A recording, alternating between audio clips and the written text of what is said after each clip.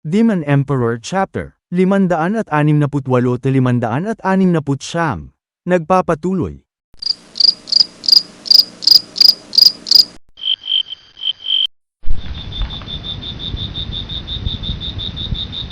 Sa tingin ko wala talagang balak si Chupa na patayin tayo.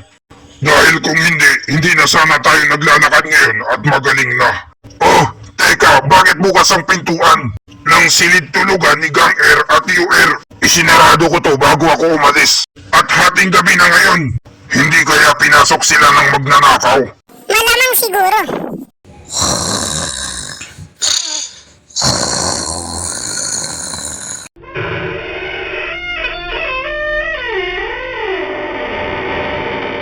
Batang Sister May Air, ano yung ginagawa mo? Ba't ka nandito? Hating gabi na! Matandang kuya, kuilang, may team na kalbo. Batang sister, yuiling, makapalang mukha. Anong nangyari? Bakit nagkaganito si U-Ear at saka si Gang Ear? Lubos silang nasugatan. Tapos kayong dalawa, anong ginagawa niyo? Naglalakad-lakad lang kayo sa labas. Kunwari pa ito si single mom na walang alam. May tama ka dyan, kalbo. Maswerte nga sila dahil nandito ako at dinadamayan ko sila. Humiil, single mom! Nagdusa sila sa natamo nilang pinsala sa paligsahan. Ikaw ba ang may kagagawa nito sa nangyari sa kanila? Tapatin mo ko! Paano mo yan nasasabi sa akin, batang sister? You hurt me. Ginawa ko ng lahat, puso't kaluluwa, para lang matulungan ang mga batang mahirap na to makapasa sa darating na exam ng mga mag-aaral sa labas. Tinulungan ko sila sa training nila para maging malakas. Hindi ba kayo natatakot kung bigla na lang sumama ang loob ko sa inyo? Dahil ako ang sinisisi niyo sa mga nangyari sa kanila. Ikaw, single mom! Masyado kang nagdadrama! Feeling pa victim! Single mom, tumigil ka na sa pagpapanggap mo! Hindi namin alam kung paano mo nagawa yon, single mom. Pero isa lang ang alam namin, ikaw ang may kagagawan! Kaya kapatid mo na kami! Huwag ka nang magpaligoy-ligoy pa! At tigilan mo na yung pagpapanggap mo dahil hindi na gagana yan! Nakakatandang kapatid!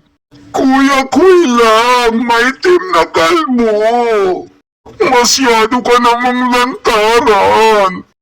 Kung ganun, wala na akong magagawa kung hindi umamin. Ako nga, ako ang nagplano ng lahat.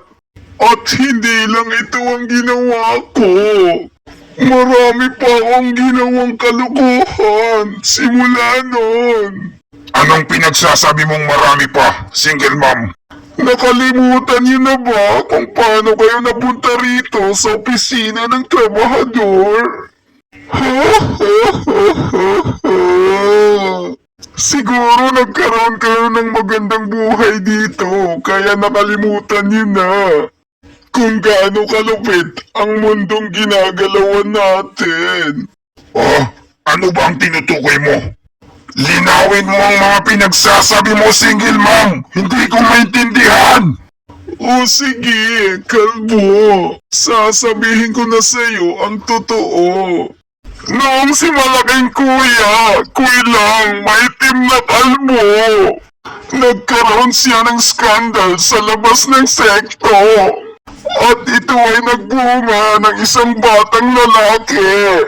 Kaya naman isinumbong ko ito sa mga matatanda. Kaya naman nilagay kanila sa opisina ng trabahador para magtanda. Malibog ka kasi.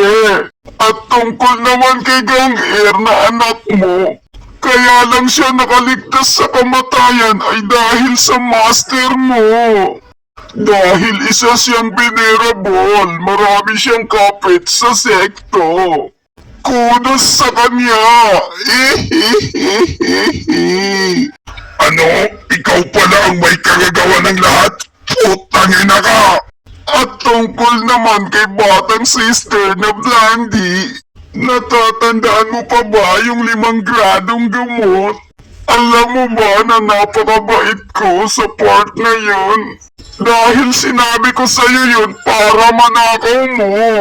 Pangpagamot sa kapatid mong sakitin. At ayun na nga, ninakaw mo, gaya ng inaasahan ko sa'yo. Kaya ang kailangan ko lang gawin ay sumbong ka sa sekto. Kung ganun, ikaw pala ang nagsumbong sa kanila. Single mom na chismosa. Ang sakit at tinagpis namin sa nakaraang dekada. Ang lahat ng yun ay kagagawan mo pala. Napakasama mo. Hayop ka. Single mom, kailanman ay hindi ka namin itinuring na iba sa amin. Pero bakit mo ito nagawa sa amin? Wala kang utang na loob. Siyempre naman, may balak ako, kaya ako ginawa yun. Hindi ko kayo basta sasaksakin lang ng patalikod kung walang dahilan. Kuy lang, kalbo, malaking kuya. Iginagalang kita dahil ikaw ang nagdala sa akin dito. Pero hindi mo dapat ginawa yon nung gabing yon. Pinagbigyan mo sana ako. Basang-basa na ang kefi ko at libog na ako.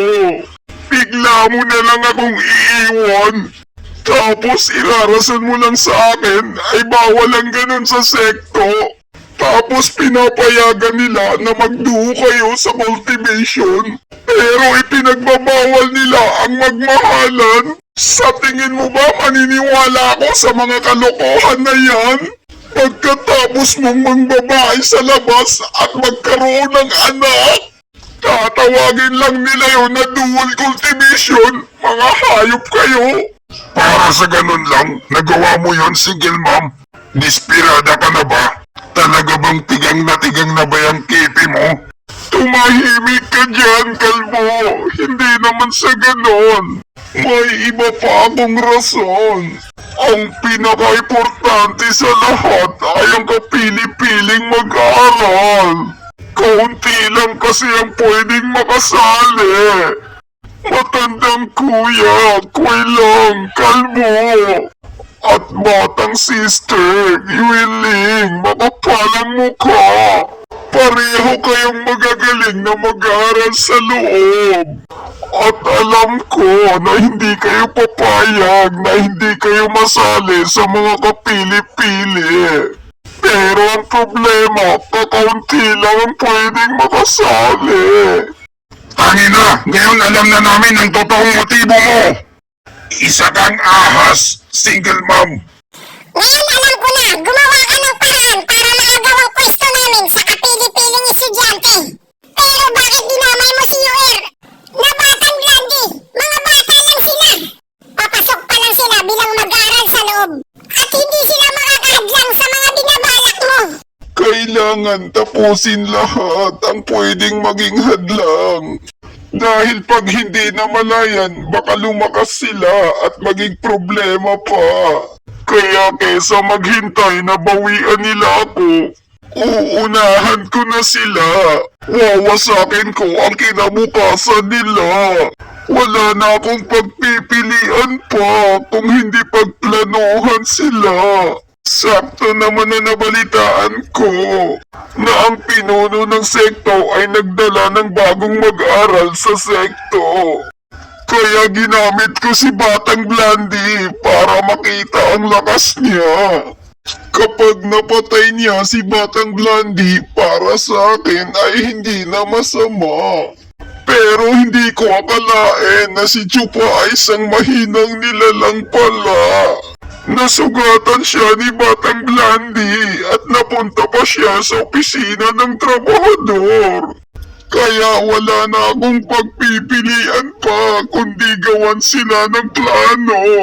Ang kapal naman ng mukha niya para tawaging mahina si Chupa at talunan. Sa palagay ko, hindi niya alam kung gaano kalakas si Chupa. Ha! Homer, single mom, kahit maparusahan pa tayo ngayong dalawa sa araw na ito, papatayin ka namin dito! Kakalmutin ko yung kokomelon mo para mamaga at ikamatay mo!